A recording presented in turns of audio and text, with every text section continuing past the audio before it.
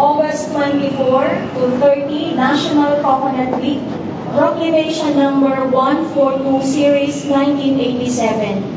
Kahapon, August 26, National Heroes Day, Proclamation number 368, Series 2024. At Bureau of Immigration, Commonwealth Act number 613, Series 1940. August 29 to September 5, Rice and Corn Week, Proclamation number 304, Series of 1964. At noong nakaraang linggo, Barrio Officials Week, Proclamation number 282, Series of 1964. Para sa karagdagang anunsyo, tinatawagan po si Ginoong Joey Espanyol mula sa City Health Office.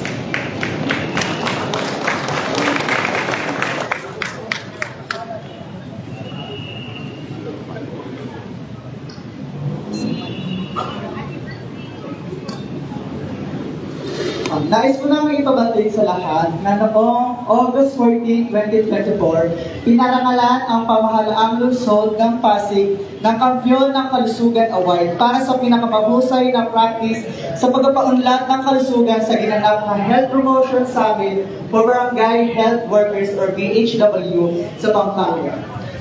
Ang Pasig ang tanging lungsod sa buong National Capital Region na ginawaran ng ganitong parangal. Kinilala ang dedikasyon ng City Health Department sa pagsasanay ng mga Pasig Health Aides sa pagpapakuna at ng kanilang pagsisikap sa pagbibigay ng mga risk communication lectures sa mga barangay, lalo na nung tumataas ang kaso ng pertussis.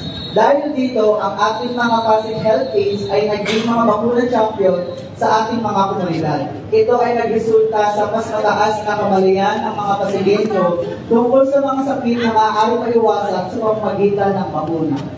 Ipinagmamalaki namin iharap ang parangal na ito sa aming mahal na punong lungsod, Honorable Mayor Vic Soto, at sa lahat ng aming mga kababayan. Ang karangalan ito ay sumasailalim sa dedikasyon ng City Health Department sa pagpapatupad ng ating hangarin para sa isang malusog na lungsod ng Pasig.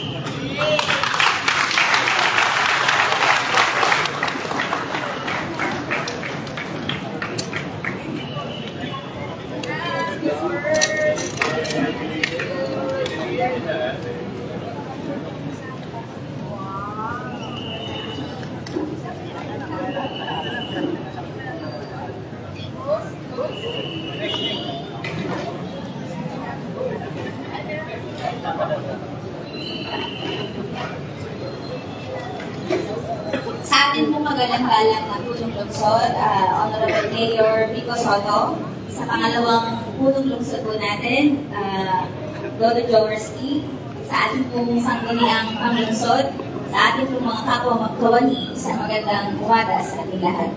Ang National Capital Region, ang National Nutrition Council, National Capital Region ay kinikilala at nabibigay parangal sa mga local government units ng Metro Manila sa kanilang natatanging pagganap sa larangan ng nutrisyon. Ang Regional Nutrition Awarding Ceremony ay ginaganap taon-taon po bilang culminating event ng monitoring and evaluation of the Local Level Plan Implementation or MELP. Sa umagang ito, isa pong karangalang maibahagi ko sa inyo ang tagumpay na nakamit ng ating lungsod noong nakaraang August 16 during the awarding ceremony kung saan kinilala ang lungsod ng Pasig at ginawaran ng mga parangal na sumasalamin sa ating walang humpay na pagsusumikap na ikatuyod ang kalusugan at nutrisyon ng ating komunidad. Sa ilalim ng masigasig at makabuluhang pamumuno ng ating kagalang-galang na punong lungsod Mayor Vico Soto, patuloy na naging pangunahing tagapagtaguyod ang lungsod ng Pasig ng mga programa at inisyatibong naglalayong tiyakin ang kalusugan at kapakanan ng bawat Pasigenyo na bata, man o matanda. Ang ating mga sama-samang pagsusumika mula sa bawat miyembro ng Pasig City Nutrition Committee, iba-ibang lokal na ahensya at opisina, lalo na ng ating Health Department sa pangunguna po ng ating City Health Officer, Dr. Joseph Manaligan, at sa aktibong pakikilahok ng ating mga kapwa Pasigenyo ay tunay na nagbunga. Ngayon po, We celebrate not just the awards, but the hard work, dedication, and unity that made this possible. Hayaan niyo pong ipahayag ko ang mga parangal na natanggap ng lungsod ng Pasig. Unahin po natin ang 2024 Regional Webby Award. Ito po ay nakamit po natin ang Grand Prize winner as the Best Local Nutrition Social Media Account for maintaining a well-managed, interactive, and syndicated social media account to promote good nutrition.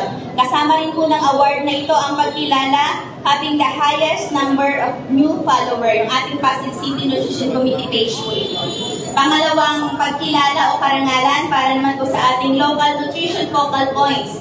Ang mga focal points po natin ang mga barangay nutrition scholar, mga nutritionist, dietitian, at ating pong City Nutrition Action Officer. Nakuha po ng Pasig ang 2023 Regional Outstanding Barangay Nutrition Scholar sa katauhan po ni Ms. Ermeline Gold de la Cruz, DNS ng Barangay Palatio. Gusto rin po i-recognize ang kanyang mga nutritionist, si Ms. Isabel Diaz at si John Hilario. Ayun po. Kumbaga po, ang award na ito, siya po yung napili sa buong NCR. Nalalaban po sa national. Pagkilala naman po sa local government unit, makalipas po ang 7 taon, muli po nating nakamit ang Green Banner Seal of Compliance Award. Ito po yung Green Banner Seal of Compliance Award recognizes local government units that effectively implement nutrition program in their locality.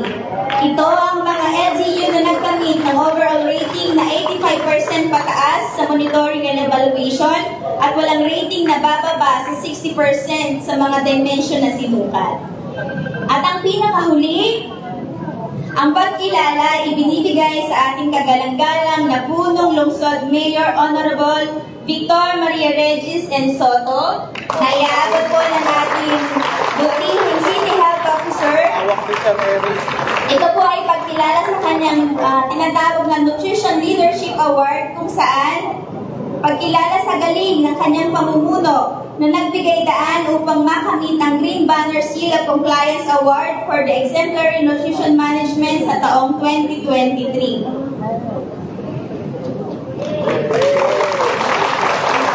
Let us continue to work together, ensuring that Pasig City remains a model of excellence in health and nutrition.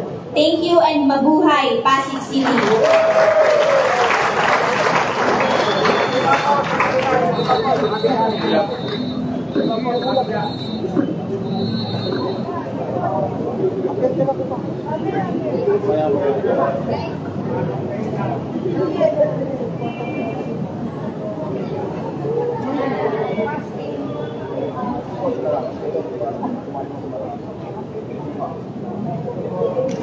Muli, palakpakan po natin ang ating City Health Office. Pagbati po sa lahat.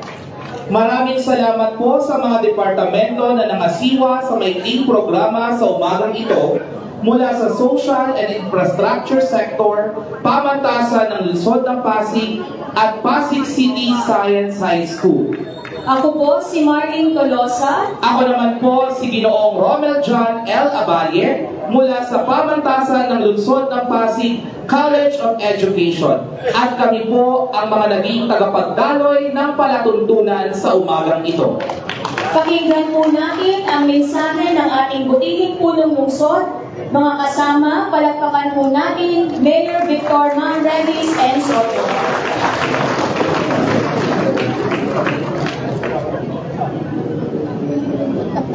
Maraming salamat po. Magandang umaga sa ating lahat. Isang maiksing paalala lang, baka nanonood din yung mga ibang estudyante o mga magulang.